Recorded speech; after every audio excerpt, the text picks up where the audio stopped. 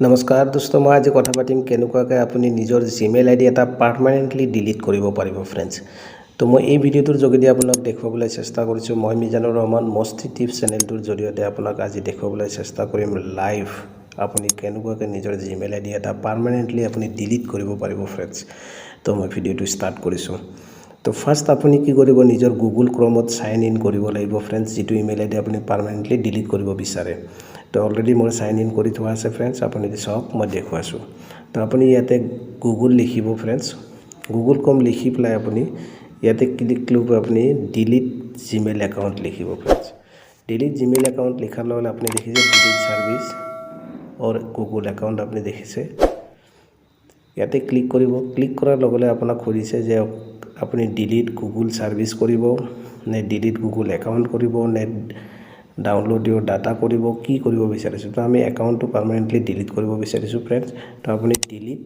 ইউৰ account click কৰিব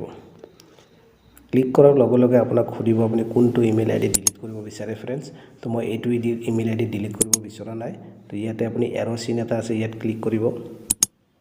click কৰাৰ লগে আপোনাৰ সন্মুখত এনেকুৱা ধৰণৰ ইন্টাৰফেস আহিব ফ্ৰেন্ডছ তো এনেকুৱা ইন্টাৰফেস অহাৰ পিছত আপুনি দেখিছে মই তলৰ যেটো ইমেইল আইডি আছে nitul.borni@gmail.com তো মই এইটো পাৰ্মানেন্টলি ডিলিট কৰি দেখাব বিচাৰিছো ফ্ৰেন্ডছ ইয়াতে ক্লিক কৰিব আপোনাক পাছৱৰ্ডটো খুদিব ফ্ৰেন্ডছ তো আপুনি পাছৱৰ্ডটো দিব লাগিব মই দি লৈছো ফ্ৰেন্ডছ